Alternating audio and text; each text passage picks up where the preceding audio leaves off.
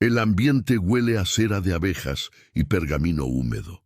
3 escribas, agachados sobre mesas bajas, transcriben cada palabra, cada gemido, cada súplica. Un notario episcopal verifica los sellos, confirma la presencia de los testigos exigidos por el protocolo. 2 clérigos, un representante del obispo, un médico. En la pared de piedra caliza, un nicho guarda el libro de registros, cubierta de cuero castaño, cierre de bronce, páginas numeradas. Todo debe ser documentado, todo tiene su taza. La vela gotea sobre el brasero, el hierro se calienta. El procedimiento comienza puntualmente al anochecer, conforme a lo estipulado en el fuero diocesano de 1238. No es caos, es un sistema. Un mecanismo jurídico canónico que transforma la misericordia declarada en método, el sufrimiento en prueba documental, la clemencia en rutina, contabilizada. Los registros no mienten. Se salvaron almas, se recaudaron las costas, se mantuvo el orden. Habrías firmado el documento sin leer, cambiando la hoguera pública por esto. Deja tu opinión y seguimos con la historia. Para entender cómo la Iglesia medieval construyó una de las burocracias más sofisticadas de la historia europea, no solo de fe, sino de control, documentación y recaudación, necesitamos remontarnos al siglo XIII, cuando el papado enfrentaba su mayor amenaza interna desde el arrianismo. Herejías que se propagaban más rápido que la capacidad de respuesta de las diócesis descentralizadas. Lo que comenzó como preocupación teológica se transformó rápidamente en problema administrativo, luego fiscal, después arquitectónico. Era preciso no solo identificar a los herejes, sino procesarlos, juzgarlos, castigarlos y, crucialmente, documentar cada etapa. La salvación de las almas exigía papeleo, la ortodoxia necesitaba recibos. Y toda esa máquina, tribunales, escribas, carceleros, médicos, confesores, necesitaba ser financiada. Lo que se revelará aquí no es solo crueldad, sino ingeniería institucional. Cómo la Iglesia transformó la penitencia en protocolo, el sufrimiento en prueba jurídica y la misericordia en monopolio burocrático. La esperanza inicial era genuina. Cuando dominicos y franciscanos comenzaron a predicar contra cátaros y valdenses en el sur de Francia, el objetivo declarado era la persuasión, la conversión por el ejemplo y por la palabra. Los primeros debates públicos en Toledo, Córdoba y Sevilla atraían multitudes, teólogos preparados, poblaciones curiosas, mercaderes que cerraban sus talleres para escuchar. Pero la persuasión es lenta, y la herejía, según la lógica episcopal de la época, crecía como mala hierba. Cada día de demora permitía que más almas fueran contaminadas, más familias abandonaran los sacramentos, más diezmos dejaran de fluir hacia las arcas diocesanas. El giro se produjo en 1233, con la bula papal, que estableció procedimientos formales para inquirir, juzgar y sentenciar a sospechosos de herejía. No fue solo autorización para actuar, fue un manual operativo. ¿Cuántos jueces por tribunal? ¿Cuántos testigos necesarios? ¿Cuánto tiempo de prisión preventiva? ¿Qué penas para reincidentes? ¿Cómo dividir los bienes confiscados entre iglesia y corona? El documento tenía 47 cláusulas. La 13ª trataba de métodos aceptados para estimular la memoria y ablandar la obstinación. Era lenguaje técnico. Del concilio al calabozo, el camino fue sorprendentemente corto. Los obispos necesitaban espacio, celdas, salas de interrogatorio, archivos. Las catedrales fueron reformadas, sótanos ampliados, paredes reforzadas, ventanas estrechadas. En Toledo, el obispo contrató a un maestro cantero de Ávila que ya había trabajado en prisiones reales. El presupuesto incluía hierro forjado, Ganchos de pared, cadenas con argollas ajustables. Cada artículo tenía precio fijado. Cada servicio era registrado en el libro de caja episcopal. Un herrero local proporcionó el primer encargo. 6 sillas de estructura metálica, asiento perforado, brazos articulados. El diseño no era original. Adaptaba técnicas usadas en interrogatorios militares durante las cruzadas, pero con una innovación fundamental. Calentamiento indirecto, prolongado, controlable. La diferencia era crucial. Permitía duración, modulación, interrupción y reanudación. Transformaba un instrumento de ejecución rápida en herramienta de inquisición demorada. El herrero cobró 85 libras tornesas por el encargo completo, más 16 libras por mantenimiento anual. Todo era archivado. El protocolo desarrollado en Toledo se convirtió en modelo. Antes del procedimiento, examen médico obligatorio, no por compasión, sino por pragmatismo jurídico. Una muerte durante el interrogatorio invalidaba la confesión y creaba mártires. Después venía el notario, que leía en latín los artículos de la acusación y las preguntas formuladas por el inquisidor. El acusado juraba decir la verdad. Solo entonces comenzaba lo que los documentos llamaban cuestión, una palabra neutra, burocrática, que camuflaba el método. Los escribas transcribían todo. Respuestas, silencios, gritos registrados como gemitus o clamor, confesiones anotadas palabra por palabra. Cada sesión generaba de 3 a 8 páginas de pergamino, archivadas en mazos lacrados con cera episcopal. El archivo de Toledo guardaba en 1310 más de 2000 procesos completos, pesaba toneladas. Empleaba a 6 archivistas permanentes. La burocracia del sufrimiento era también logística, almacenamiento, clasificación. Los registros no mienten. Cada grito tenía fecha, hora y testigos. Y el archivo justificaba el sistema. La complicidad no era sólo de la jerarquía eclesiástica. La nobleza local rápidamente percibió la oportunidad. Los bienes de los herejes condenados eran confiscados y divididos. 1/3 para el obispo, 1/3 para la corona, 1/3 para el denunciante. Familias rivales se acusaban mutuamente, utilizando los tribunales eclesiásticos como arma en disputas de herencia, fronteras y precedencia. Los mercaderes vieron otro ángulo.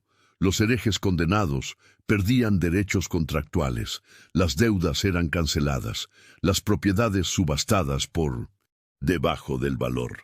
En Sevilla, un consorcio de comerciantes textiles compró por un precio irrisorio 17 talleres confiscados, consolidando un monopolio sobre el teñido de lana. El notario que certificó las ventas recibió una comisión del 3%. Los escribas cobraban por cada copia autenticada de cada sentencia. Los carceleros recibían un salario fijo más una tasa por prisionero, 2 denarios por día para la alimentación básica, 6 denarios si la familia quería enviar comida mejor. Los confesores escuchaban arrepentimientos semanales, recibiendo un estipendio diocesano. Incluso panaderos y carniceros participaban, proporcionando raciones contratadas para las prisiones episcopales. El sistema no funcionaba a pesar de la complicidad, funcionaba gracias a ella. Era una máquina aceitada por el interés, cada engranaje lubricado por monedas contadas, pesadas y registradas. El ritual judicial tenía su propia liturgia. Los juicios se celebraban en días fijos, generalmente los domingos después de la misa solemne en el patio de la catedral o en la plaza adyacente. El obispo presidía, flanqueado por canónigos y representantes del cabildo. Un heraldo leía las sentencias en voz alta, comenzando por las más leves, penitencias públicas, ayunos, peregrinaciones, y terminando con las graves. Prisión perpetua, entrega al brazo secular para su ejecución. La multitud asistía en silencio obligatorio. Guardias posicionados a intervalos regulares garantizaban el orden. Cada sentencia era seguida de una fórmula fija en latín, luego traducida al vulgar. Los condenados a prisión recibían un hábito gris, marcado con una cruz amarilla en la espalda, una señal visible, permanente, que los identificaría por el resto de sus vidas en caso de ser liberados. El simbolismo era calculado: misericordia, los salvaron de la muerte; justicia, castigo público; pedagogía, ejemplo para otros. Pero había un cálculo más sutil. Los prisioneros perpetuos eran mano de obra. En Ávila, los cátaros condenados trabajaban en la ampliación del palacio episcopal, cargando piedras, cavando cimientos, construyendo su propia prisión. En Córdoba tejían tela gruesa vendida por la diócesis para financiar su propio encarcelamiento. Los registros no mienten. Entre 1240 y 1320, las prisiones episcopales de Andalucía generaron una renta neta de 3.000 libras, después de descontar los costes de guardias, alimentación y mantenimiento. El arrepentimiento tenía valor de mercado. Los conventos femeninos desarrollaron variaciones propias. En el convento de Santa Esperanza, cerca de Toledo, la Madre Superiora Pilar Gómez mantenía un régimen de hierro, literalmente.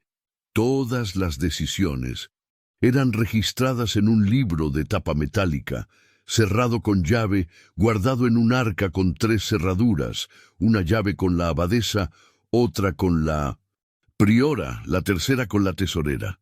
Cada página tenía un margen para anotaciones: nombre de la monja, transgresión, pena aplicada, duración, observaciones sobre la salud y el comportamiento. El lenguaje era clínico: hermana Mercedes, tibieza en el coro, 7 días de ayuno moderado, agua y hostias, supervisión de la enfermera mayor.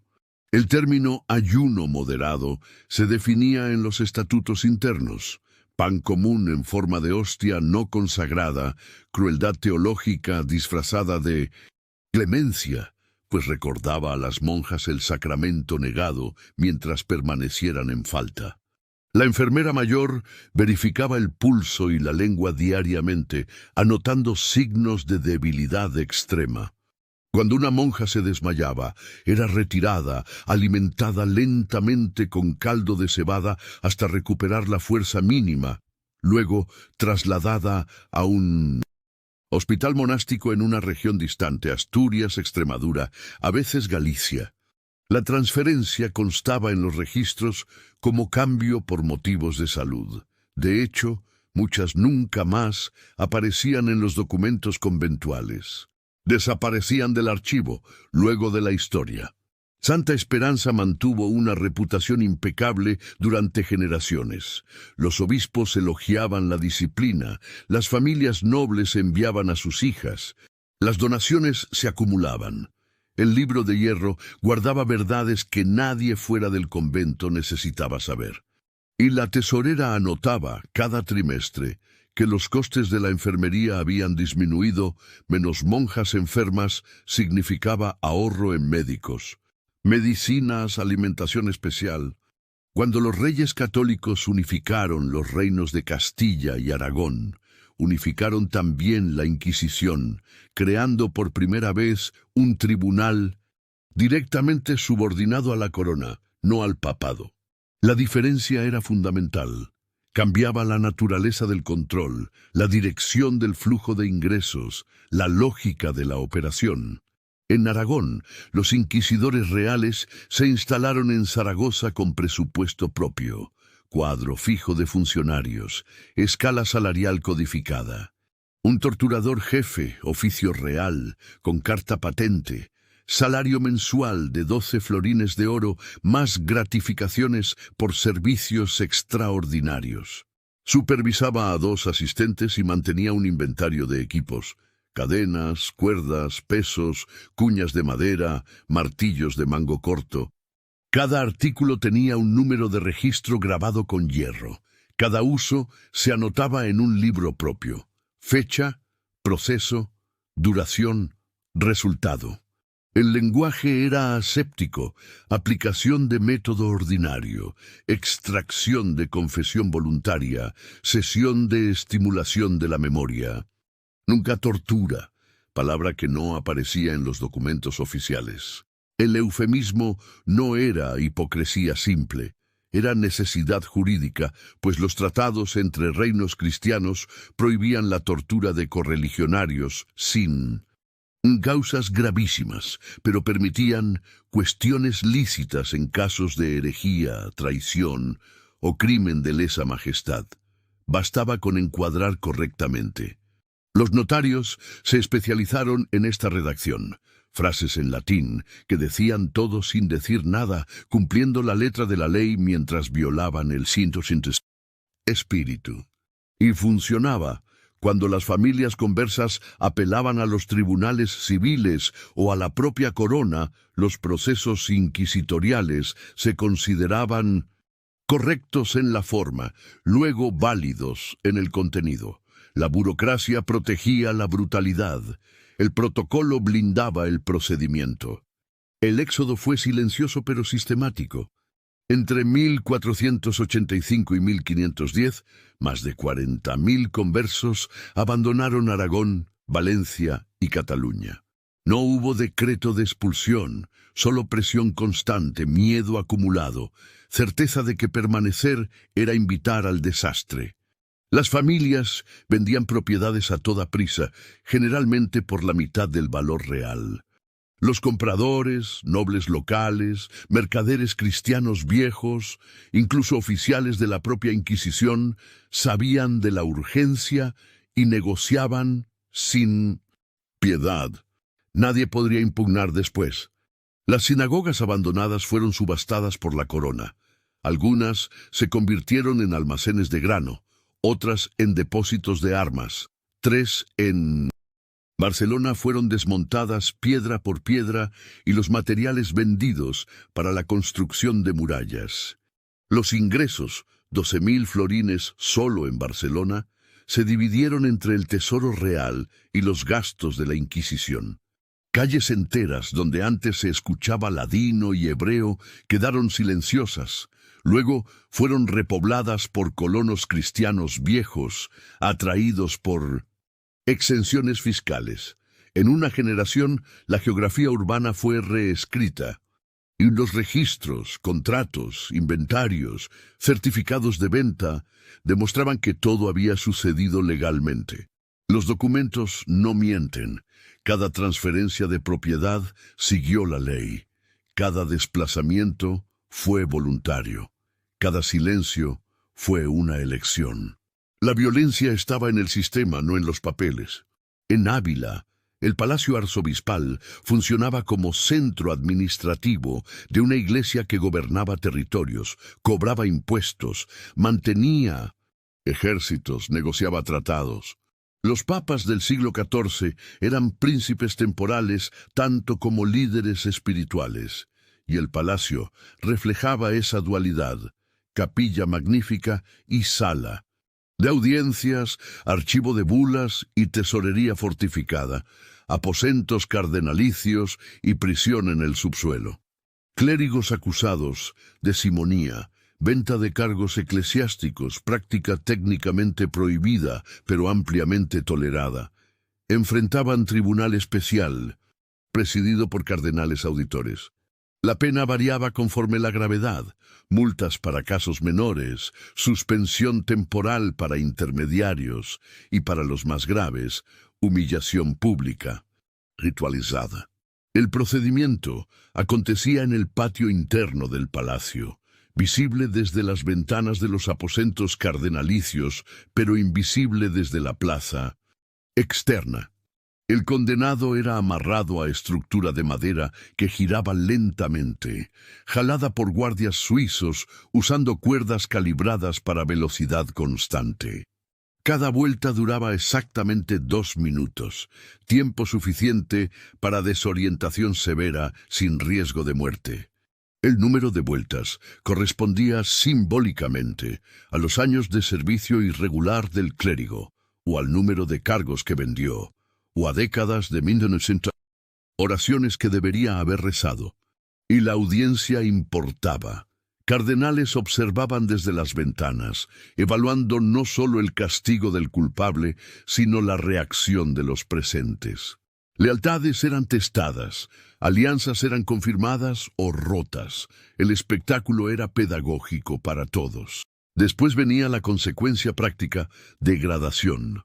Obispos volvían a párrocos, arzobispos a simples monjes, canónigos a curas rurales en aldeas remotas. Diócesis ricas eran redistribuidas entre familias cardenalicias leales, generalmente francesas, en la época del papado de Aviñón. El sistema castigaba y recompensaba simultáneamente.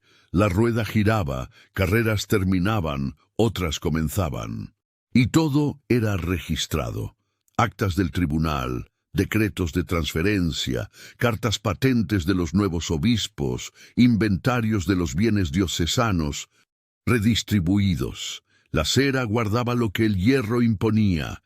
En la abadía de Cluny, corazón de la reforma benedictina, el silencio era ley primera. No solo ausencia de habla, silencio total, absoluto, quebrado solo por los cantos litúrgicos y lecturas refectoriales. Monjes se comunicaban por señales codificadas, 63 gestos diferentes para objetos, acciones y necesidades cotidianas. Quien quebraba el silencio recibía penitencia pública, postración en el refectorio, ayuno, trabajo extra. Pero reincidentes enfrentaban algo más severo, algo que nunca entró en la regla escrita, pero era transmitido oralmente entre abades, de generación en generación.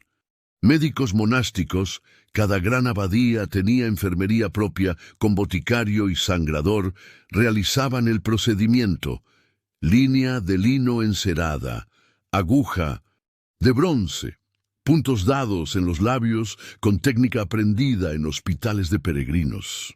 Pequeño orificio en el canto de la boca permitía beber caldo de cebada ralo. Ungüentos de miel y bardana prevenían infección. El monje volvía al coro, al claustro, a la biblioteca, al campo. Continuaba su vida regular, pero con boca cosida. Durante semanas, a veces meses, hasta que el abad decidiese remover los puntos. Las cicatrices quedaban, líneas verticales alrededor de la boca, visibles de cerca. Y esas cicatrices marcaban para siempre. Un monje así, marcado, nunca sería escogido para predicar, enseñar novicios, representar la abadía en 1900. Capítulos generales o consejos episcopales. Quedaba confinado a trabajos silenciosos: copista, jardinero, cocinero, enfermero. El silencio inicial, quebrado en minutos, se tornaba silencio perpetuo. Y Cluny mantenía reputación. Donaciones fluían de reyes francos, condes de Borgoña, duques de Aquitania. La disciplina impecable atraía vocaciones, propiedades, privilegios papales. El precio era pagado en las enfermerías, lejos de los ojos de los benefactores. Los registros no mienten. Cluny prosperó por siglos. El costo no aparecía en los libros de caja. En ciudades episcopales alemanas, autoridades desarrollaron método que combinaba castigo, espectáculo y pedagogía urbana. Jaulas de hierro, suspendidas en torres de iglesias. El herrero municipal de Münster, en 1520, recibió encargo detallado: 3 jaulas, estructura de barras verticales y horizontales, dimensiones internas de 120 centímetros de altura por 50 de anchura y profundidad, estrechas demasiado para sentar confortablemente, bajas demasiado para quedar de pie. Cada jaula pesaba 80 kilos. Tenía gancho superior para suspensión en corriente forjada, puerta lateral con cerradura doble, fondo de rejilla que permitía que deyecciones cayesen directamente para abajo. La Cámara Municipal aprobó el presupuesto sin discusión. La Torre de San Lamberto, 52 metros de altura, visible de cualquier punto de la ciudad, recibió instalación de vigas transversales en el nivel superior. El método, herejes condenados eran encerrados vivos en las jaulas, izados por roldanas y dejados suspendidos. Muerte por exposición, frío, calor, lluvia, viento, hambre, sed. Duraba días, a veces semanas, dependiendo de la estación y de la constitución física del condenado. La campana de la iglesia doblaba a cada hora, día y noche, recordando a la población. Niños crecían viendo las siluetas balanceándose contra el cielo. Comerciantes aprendían a no extender barracas bajo la torre. Deyecciones, sangre, pedazos de ropa caían sin aviso. Y las jaulas permanecían después de la muerte, con huesos dentro, hasta descomponerse completamente, más 6 meses, 1 año. Entonces eran bajadas, limpiadas sumariamente y quedaban prontas para el próximo uso. El sistema era eficiente. 3 jaulas permitían rotación continua. Siempre había por lo menos una ocupada. Mensaje permanente de orden restaurada. Y otras ciudades copiaron. Bremen, Osnabrück, Paderborn encargaron jaulas idénticas a sus herreros. Planes circularon entre cámaras municipales, consejos episcopales, capítulos catedrales. El paisaje urbano del norte alemán se llenó de hierro pendiente. Obispos de diócesis vecinas visitaban para admirar el método, y los registros financieros mostraban precisión, costo por ejecución, 15 florines, guardia, verdugo, padre, notario, receta de bienes. Confiscados del condenado, variable, pero generalmente superior a 50 florines, saldo líquido positivo.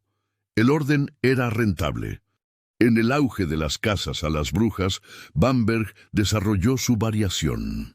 El príncipe obispo Johann Georg II Fuchs von Dornheim, entre 1623 y 1633, supervisó la construcción de una Casa de las Brujas, edificio dedicado exclusivamente a interrogatorios y detención de acusadas de brujería.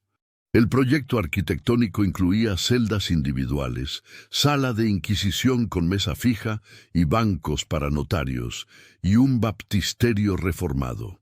El baptisterio original, localizado en el nivel inferior de la catedral, fue ampliado. Tanque de piedra con 1,5 metros de profundidad, agua, corriente traída por canalización especial, escalones de descenso en 3 lados, iluminación por antorchas fijas. El agua, técnicamente bautismal, era mantenida helada, alimentada por naciente de montaña canalizada. El procedimiento, acusada era sumergida repetidamente, sujetada por 2 guardias, mientras un padre leía fórmulas en latín. Inmersión completa hasta pérdida de conciencia, rescate, reanimación, nueva inmersión. La lógica declarada, agua bautismal purifica, luego fuerza la verdad para afuera. La lógica real, método que no dejaba marcas visibles, satisfacía la exigencia de cuestión lícita, sin violar prohibiciones contra tormentos que mutilasen permanentemente. Notarios anotaban confesiones obtenidas, testigos eclesiásticos certificaban conformidad procesal. Entre 1623 y 1632, 600 mujeres fueron procesadas en Bamberg. 426 confesaron pactos demoníacos. 350 fueron ejecutadas. Los registros parroquiales, nacimientos, casamientos, óbitos, muestran un pico súbito de muertes femeninas por fiebre pulmonar y enfermedad súbita en el mismo periodo. Cuando tropas suecas ocuparon Bamberg en 1632, interrumpiendo operaciones del tribunal, el baptisterio fue desactivado. Una reforma posterior intentó eliminar manchas de humedad permanente en el piso de mármol. No lo consiguió.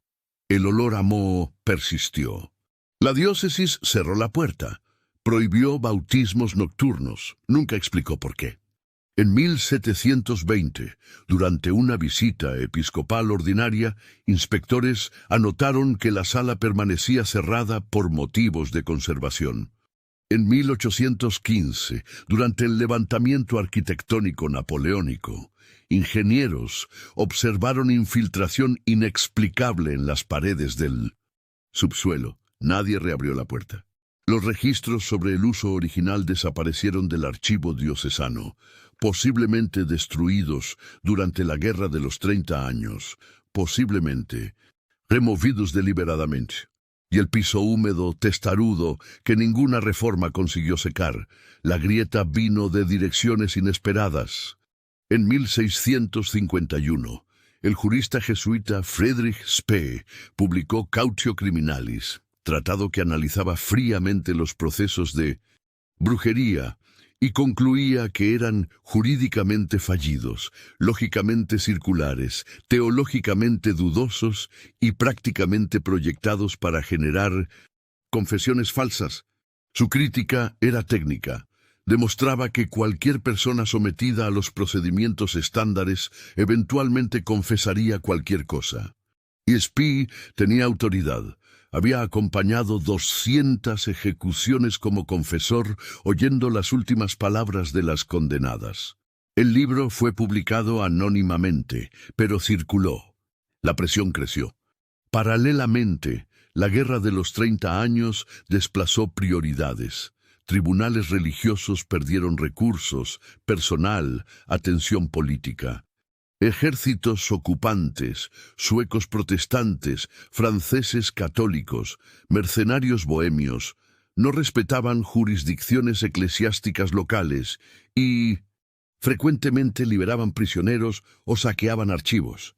En Bamberg, soldados suecos invadieron la Casa de las Brujas en 1632 y liberaron a todas las detenidas, quemando documentos de procesos en curso. El príncipe obispo huyó. En Münster, tropas imperiales removieron las jaulas de San Lamberto en 1648. No por compasión, sino porque necesitaban el hierro para la fundición de cañones. Las corrientes fueron derretidas, las barras transformadas en munición. Apenas décadas después, en 1660, autoridades municipales restauradas encargaron nuevas jaulas y colgaron los cuerpos de los líderes anabatistas ejecutados. Ahora apenas osamentas, espectáculo histórico transformado en monumento de orden. Pero el uso contra herejes vivos nunca fue retomado. El cambio no vino de un decreto papal o una reforma teológica. Vino de extenuación administrativa, colapso logístico, realineamiento de prioridades políticas. La máquina no fue desmontada por una reforma moral, fue desactivada por irrelevancia estratégica. En regiones donde los tribunales perdieron ímpetu, la memoria popular llenó el vacío. Familias de condenados, aquellas que sobrevivieron a la confiscación de bienes, a la estigmatización social, al exilio forzado, mantuvieron registros propios, cartas escondidas, diarios secretos, anotaciones en los márgenes de libros de oración, testamentos con cláusulas cifradas. Algunas de esas memorias afloraron siglos después. En 1870, durante la reforma de una casa antigua en Sevilla, obreros encontraron, bajo las tablas del piso, un arca de roble conteniendo 53 cartas escritas entre 1260 y 1320. Eran correspondencias de familias cátaras, registrando ventas forzadas de propiedades, nombres de delatores, descripciones de procedimientos de tribunales, destino de parientes. El lenguaje era cauteloso. Ninguna palabra directa contra la Iglesia o inquisidores, pero el relato descarnado de los hechos, fechas, valores, nombres, sentencias. Historiadores del siglo XIX quedaron perplejos con la frialdad documental. No eran lamentos emocionales, eran inventarios precisos de pérdidas. Una carta listaba: Casa de la calle de los Tejedores, vendida a Antonio Pérez de Salamanca por 60 libras, valor real 140, taller. Letonelería vendida a Carlos el Rojo por 80 libras, valor real 220. Viñedo de 3 hectáreas, vendido al Cabildo Catedral por 110 libras, valor real 350. El cálculo era exacto. La revuelta estaba en los números, no en las palabras. Los descendientes habían documentado el decomiso como contadores, no como víctimas llorosas. Entendían la lengua del poder, contabilidad. Otras grietas vinieron de dentro. Confesores que oían a condenados en las vísperas de ejecución comenzaron a registrar patrones perturbadores. En Aragón, un dominico llamado Tomás de Vilanova mantuvo un diario privado entre 1530 y 1552, describiendo sus experiencias como confesor de reos entregados al brazo secular. De 187 condenados que confesó, 163 se retractaron de sus confesiones previas en la última hora, alegando que habían mentido bajo coacción. Vilanova anotaba: «Me dicen que confesaron lo imposible, volar a montañas distantes, transformarse en animales, copular con demonios que no tienen cuerpo. Les pregunto por qué confesaron. Responden, porque no soportaban más». El diario fue descubierto en 1928 en el archivo de un convento abandonado. Vilanova nunca publicó sus observaciones. No era seguro, no era prudente, y tal vez no supiese qué hacer con ellas.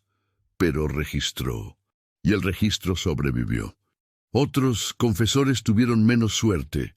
Hay referencias indirectas a al menos 4 clérigos que cuestionaron procedimientos inquisitoriales y fueron apartados de sus funciones, transferidos a monasterios remotos o simplemente desaparecieron de los registros diocesanos. La máquina se protegía eliminando a los disidentes internos antes de que causaran daño sistémico. La disolución final fue burocrática. Entre 1650 y 1780, tribunales inquisitoriales gradualmente perdieron jurisdicción, recursos y relevancia. Monarquías absolutistas centralizaban justicia en tribunales civiles y querían control directo sobre confiscaciones, impuestos y orden pública. El papado post-Trento prefería conversión misionera a persecución judicial. El iluminismo proveyó vocabulario intelectual para la crítica. Voltaire, Beccaria, Montesquieu atacaron la tortura judicial en bases racionales, no solo morales. Y las propias poblaciones estaban exhaustas. Generaciones de cacerías de brujas, purgas de conversos, persecuciones de herejes habían creado un clima de sospecha permanente que corroía la confianza social, el comercio, la estabilidad. Príncipes y obispos percibieron que la máquina costaba más de lo que rendía, no solo en moneda, sino en legitimidad. La última ejecución por herejía en España aconteció en 1784. No hubo decreto dramático aboliendo la Inquisición, solo cesaron las actividades, los tribunales cerraron por falta de casos, los funcionarios fueron reubicados, los edificios vendidos o convertidos para otros usos. El Archivo Central de Simancas recibió toneladas de documentos inquisitoriales, procesos, confesiones, inventarios, registros contables. Fueron catalogados, encajonados, apilados en salas profundas, permanecieron cerrados hasta el siglo XIX. Cuando los historiadores finalmente los abrieron, encontraron no relatos de fanatismo irracional, sino papeleo meticuloso de una burocracia racional, aplicada a fines irracionales. Los registros no mentían. Cada paso siguió protocolos, cada procedimiento tuvo testigos, cada confiscación respetó fórmulas legales. La violencia estaba embutida en el sistema, no en las fallas del sistema. Hoy, topónimos guardan memoria codificada. Calle de los Quemados, en Mérida. Plaza de la Inquisición, en Salamanca. Torre de las Brujas, en decenas de ciudades alemanas. Viajantes pasan, fotografían, siguen adelante, sin conocer la etimología precisa. Algunos edificios sobreviven. El Palacio de la Inquisición en Lima, hoy museo, la Casa de las Brujas en Bamberg, demolida en el siglo XIX pero documentada en grabados. Las jaulas de Münster, reconstruidas en 1987 como réplicas y penduradas nuevamente en la torre de San Lamberto, ahora vacías, iluminadas a la noche, atracción turística. En Toulouse, el edificio que albergó el Tribunal Episcopal es hoy archivo municipal. Investigadores trabajan en salas donde antes escribas. Transcribían confesiones. Las paredes son las mismas piedras. Los nichos preservan forma original. Nada indica función previa. Solo placas informativas discretas mencionando uso judicial medieval. En Carcassonne, la ciudadela restaurada por Viollet-le-Duc en el siglo XIX, piró escenario de filmes y destino de excursiones escolares, guías. Mencionan cercos cátaros, pero raramente lo que vino después. Tribunales, prisiones, confiscaciones sistemáticas. La narrativa turística prefiere batallas a burocracias, heroísmo a papeleo. Es más vendible. Archivos eclesiásticos aún guardan los documentos. Registro tras registro, proceso tras proceso, confesión tras confesión. Encuentran patrones. Picos de actividad inquisitorial correlacionan con crisis políticas, no teológicas. Confiscaciones aumentan cuando tesoros regios están vacíos. Acusaciones de herejía se multiplican en regiones de frontera disputada. La herejía era real. Personas genuinamente contestaban doctrina, rehusaban sacramentos, predicaban teologías alternativas. Mas la respuesta no fue teológica, fue administrativa, fue fiscal. Construyeron una máquina que transformaba disidencia en renta, contestación en control, heterodoxia en arquitectura de poder. Y la máquina funcionó por siglos, porque era, a su modo, perfecta, autocorrectiva, autofinanciable, autolegitimante. Cada confesión justificaba el próximo interrogatorio. Cada ejecución desencorajaba la próxima herejía. Era círculo cerrado, lógica impecable, engranaje aceitado. El problema no era falla técnica, era el propósito. Blasones de familias que lucraron con confiscaciones aún penden en iglesias y palacios. Apellidos de inquisidores bautizan calles y plazas. Fortunas construidas sobre propiedades rematadas a precio vil financiaron universidades, hospitales, capillas. El dinero se lavó a través de generaciones, transacciones, herencias. Nietos de delatores se tornaron beneméritos. Bisnietos de jueces se tornaron santos. La memoria oficial preservó nombres de obispos reformadores, papas, legisladores, reyes unificadores. La memoria popular recuerda brujas, herejes, mártires. Entre las dos, los registros cuentan una historia diferente. De escribas que ganaban 2 denarios por página transcrita, carceleros que cobraban tasa de alimentación, herreros que proveían cadenas a precio de tabla, médicos que certificaban aptitud para interrogatorio, notarios que autenticaban ventas forzadas, tesoreros que contabilizaban confiscaciones, archivistas que catalogaban procesos. Miles de personas haciendo trabajo regular, cumpliendo función designada, recibiendo salario justo, siguiendo protocolo establecido. Ninguno de ellos era un monstruo. Y la máquina producía sufrimiento en escala industrial, documentado en triplicado, timbrado y archivado. La lección que atraviesa los siglos no es sobre crueldad excepcional, es sobre normalidad burocrática, sobre cómo sistemas racionales pueden servir fines irracionales, sobre cómo protocolos correctos pueden producir atrocidades metódicas, sobre cómo papeleo impecable puede camuflar violencia sistémica, sobre cómo cada persona envuelta puede alegar solo cumplir función, seguir orden, respetar ley, y todas juntas construir una máquina de triturar vidas humanas. Fue racionalidad aplicada a premisa falsa con dedicación fanática y competencia administrativa. Y funcionó durante siglos, precisamente porque era bien organizada, bien financiada, bien documentada. Los peores horrores de la historia no vienen del desorden. Nacen de reglas aplicadas con celo absoluto. No emergen del caos. Los escribas ya no están allí, mas sus mesas permanecen en museos. Las sillas de hierro fueron derretidas hace siglos, mas sus descripciones sobreviven en inventarios. Los notarios murieron, mas sus certificaciones llenan archivos. Las velas se apagaron, mas los registros perduran. Y todos ellos, objetos, documentos, protocolos, procedimientos, susurran la misma lección. La verdadera crueldad no precisa de monstruos. Basta un sistema bien diseñado, personas competentes y un objetivo considerado legítimo. Los registros no mienten, y es precisamente por eso que asombran.